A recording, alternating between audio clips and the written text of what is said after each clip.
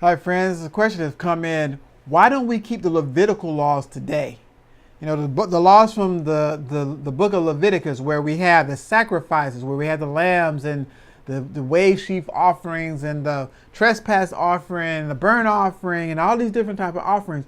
Why aren't we following these Levitical laws today? Why aren't we following the laws of the red heifer? I mean, you never heard of that one, but you know, there's the laws of the red heifer, and there's different types of ceremonies and sacrifices that should be followed in the book of Leviticus. Well, why, as Christians, aren't we supposed to be following those things today? Well, I have a very simple answer for you. Because Jesus Christ came and died, and he was the Lamb of God that take away the sins of the world. He was the ultimate Lamb. All those things were pointing to Christ. All those different sacrifices that we read about in the book of Leviticus, they were all pointing to this one ultimate sacrifice that would come and be slain, and that would take away the sins of the world, or the blood of this slain lamb would cover the sins of the world. So why don't Christians follow these things nowadays? Well, I've just made that answer to you, but let me show you in the book of Daniel. The Bible clearly says that there's going to come a time when the sacrifices and the oblations will cease. Daniel chapter 9. Daniel chapter 9. And we're starting here at, we're going to start here at verse 24. Verse 24, and I want you to read along with me. I'm going to read it very quickly, or I'll give you a synopsis of it. In verse 24, Gabriel's coming to Daniel. He's had this dream of where he's seeing about this 2300 day prophecy, this 2300 year prophecy. And so Gabriel comes to explain what the prophecy means. And he tells him that 490 years are cut off for his people as a probationary period for the children of Israel. And during this time, the Bible tells us that Jesus, the Messiah, would come. It says here, 70 weeks are determined for thy people and upon the holy city to finish transgression, to make an end of sins and to make reconciliation for iniquity and to bring in everlasting righteousness, to seal up the vision and prophecy, and to anoint the most holy. Who is the most holy? Jesus is the most holy. How do we know it's talking about the Messiah? Well, it says it here in verse 26.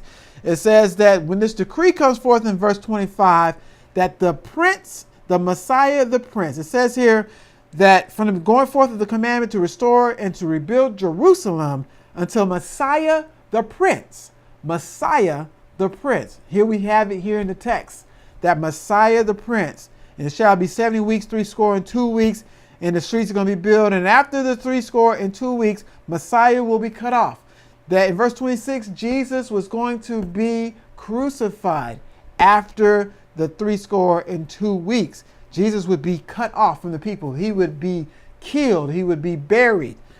And he's not going to be doing it for himself, but for the people of God. And in verse 27, it says that he shall confirm the covenant with many for 1 week. And in the midst of that 1 week, he shall cause the sacrifice and oblation to cease.